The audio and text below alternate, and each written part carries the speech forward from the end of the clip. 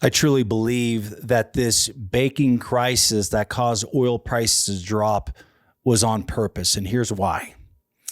Jerome Powell has increased these interest rate hikes faster than anyone else in American history. Okay. They had to have known the damaging effects that this would have had on, for example, SVB. Now, here's the deal. The whole administration, they hung their hat and they won the election simply because they got the media to keep pushing the narrative. If we don't reduce fossil fuels and invest in a green energy future, we are not going to have a world anymore. It's going to be literally the end of the world. You got scientists to back the agenda of the whole climate crisis. He got people to believe that these hurricanes and these fires were all because of fossil fuels. And if we don't reduce the temperature of the Earth's core or whatever, we're all going to die. And he won the election because of that. Trump was oil, Biden was green. Now, here's the deal. Let's look at what happened with the Silicon Valley Bank, okay? And fundamentally speaking, the only way to reduce oil prices is by the drill bit, as by drilling for oil. Well, Shell, we drilled oil fast and furious. Well, there's no more. There's no more new developments taking place. Okay, and I'm going to explain why. Okay, so let's look at what happened at the Silicon Valley Bank. Silicon Valley Bank took in, I believe, it was about $180 billion of new tech startup companies, mostly green energy. Okay, now the bank took that money and invested it into long-term bonds. Okay, and then all of these small tech startup green energy companies, they weren't making money. Okay, hard to believe green energy is not a good investment, and so they started having to go back to their piggy bank. Well, the SVB Bank didn't have it to give, because what happened was these federal rate interest rate hikes were causing short-term bonds to be more attractive. So people were liquidating their long-term bonds, jumping into short-term, and the SVB Bank got caught holding the bag. They couldn't liquidate fast enough, and they lost billions of dollars. And then they didn't have enough capital to allow their clients to withdraw the money. So it shut the bank down. Okay, so we could blame it on the federal rate interest rate hikes, and we could blame it on the fact that green energy was a big loser. Okay, now if you look here, here's a news article. If you look here, why clean energy stocks cratered this week. Okay, now this is a clean energy stock that they chose to show an example of many. In March of 2021, it was $30 a share. And then in March of 2023, dropped down to about $2 and something per share. And then the writer goes on to say, now what? I think now is a tough time to invest in speculative stocks, especially in the energy industry. Now he's talking about green energy. There are lots of companies making more money than ever in oil and natural gas. Go figure. And if these startups can't compete yet, then one has to wonder, when will they be able to?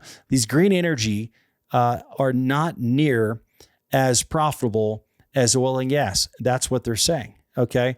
I want you to hear what this guy has to say. Am I not allowed to invest in an oil company or a drilling company or a pipeline company? I'm just not allowed to do that with my pension money, according to these guys, right? Well, yeah, many of these funds will not have oil and gas companies in them.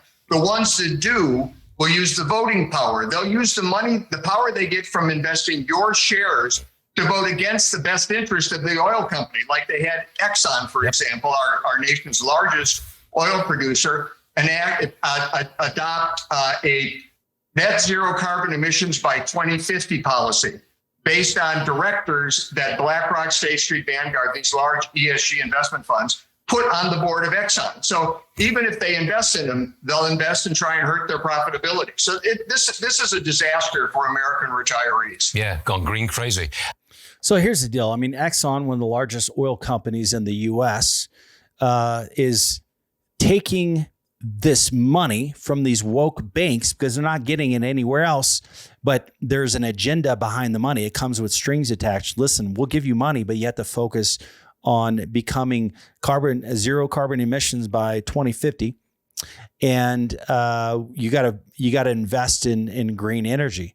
I mean, the agenda is destroying the ability for pension funds to invest in oil and gas. So if you have a pension fund that you don't know what's being invested in, it's probably not being invested in fossil fuels. It's probably being invested in green energy. Okay.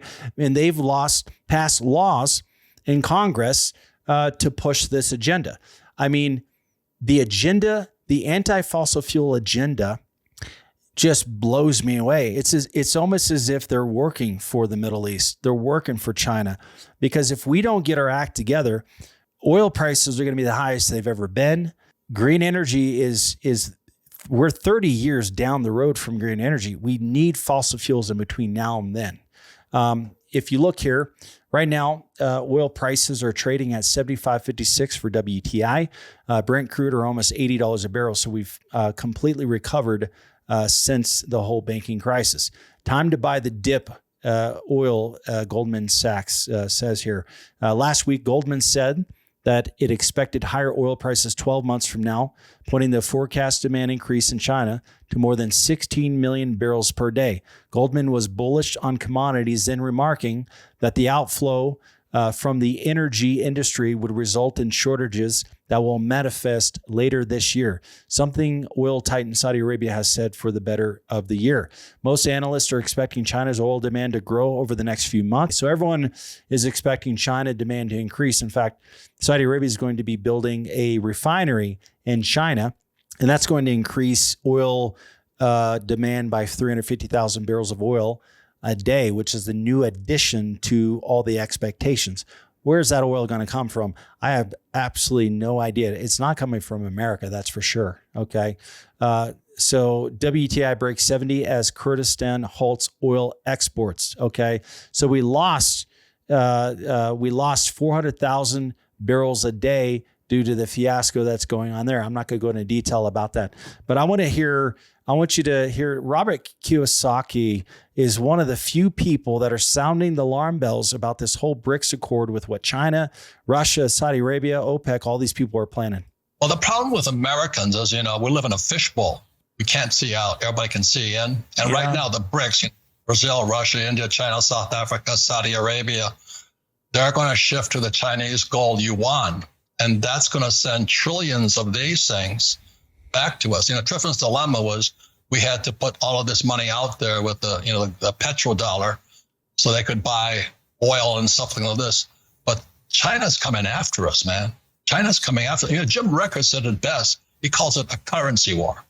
So here's the deal. So what Robert Kiyosaki is saying is that the BRICS Accord, the China, Russia, Saudi Arabia, Brazil, all of these countries are coming together. Instead of using the U.S. currency to buy, sell, and trade commodities like oil, they're using the petro gold. They're using the gold yuan. Okay, and so here's the deal. He mentioned the Petro Dollar. Okay, the reason why I said Petro Dollar because we made a deal with Saudi Arabia. Okay, back in '44, I believe, we made a deal with Saudi Arabia. Hey, if you sell your oil in U.S. greenbacks, U.S. dollars, we will protect your assets. And say, okay, we get American military, and all we have to do is sell it in U.S. dollars, and you're going to buy a bunch of oil from us. That's a good deal for us.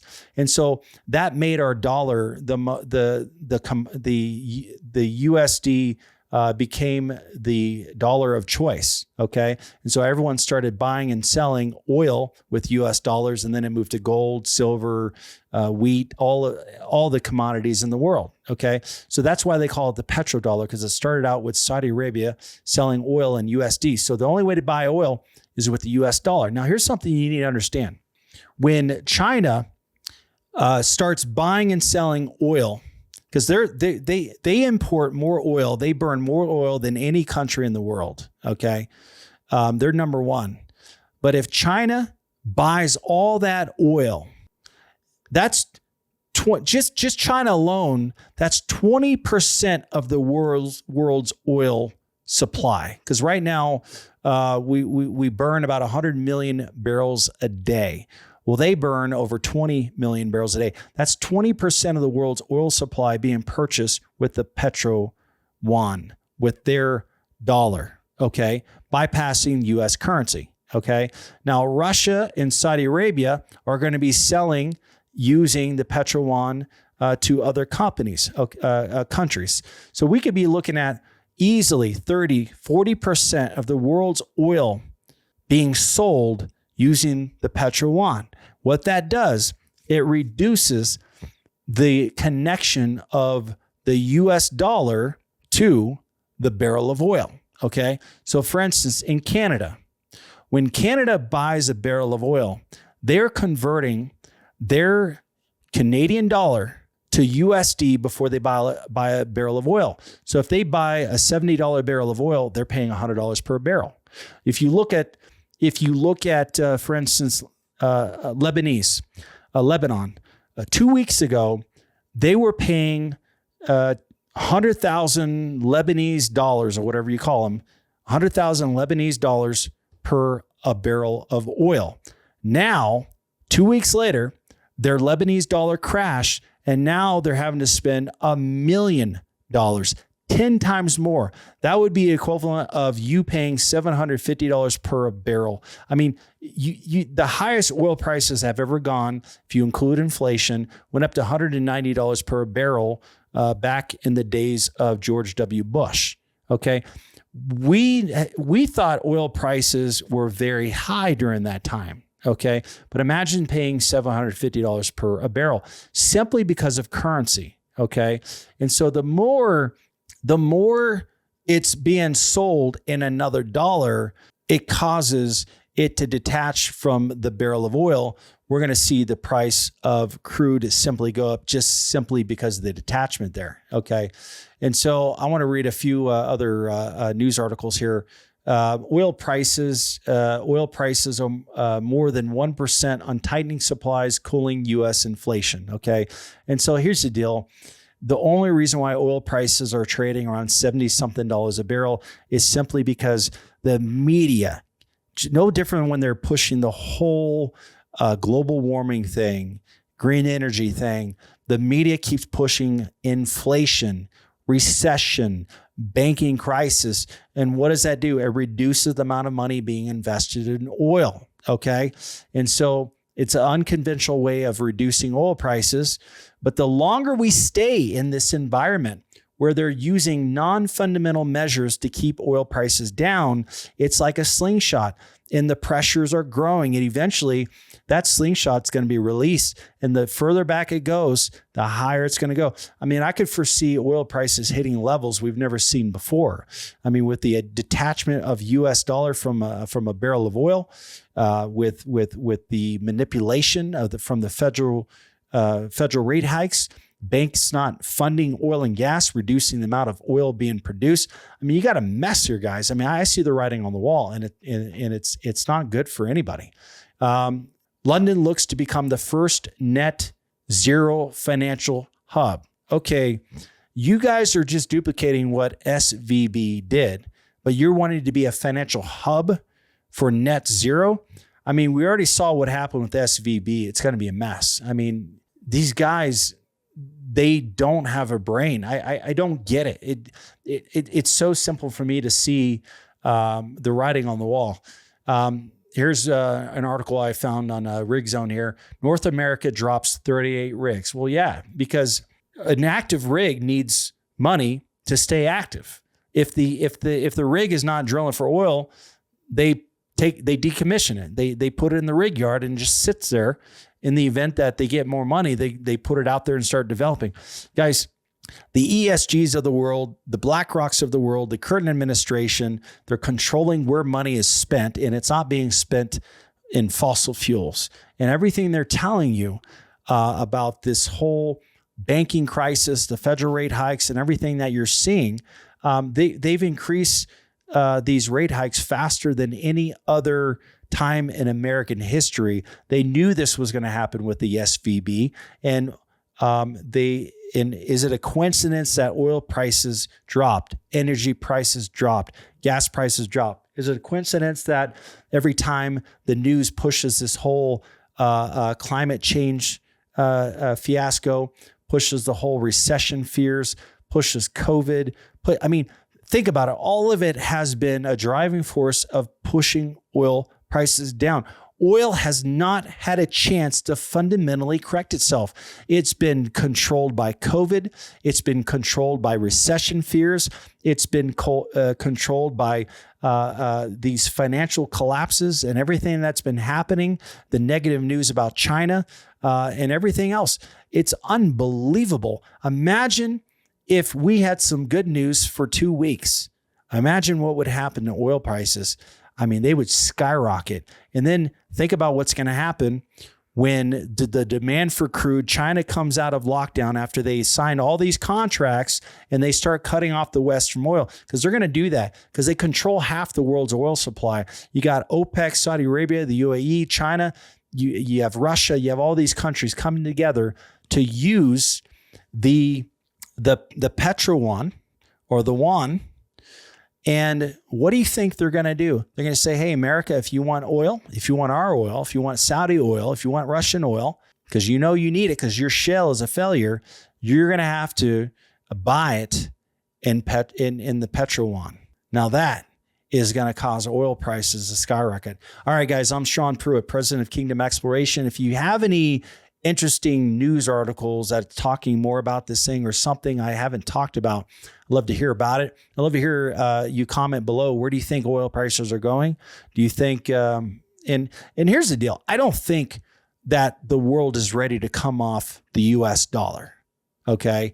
I think it's going to put them in position to be able to control us. But at the end of the day, the SWIFT system and everyone has more trust in USD. There's not a lot of people that have a tremendous amount of trust with China. It's going to take a long time. I don't think some of the people that are saying, oh yeah, the Federal Reserve is going to crash, America is going to crash.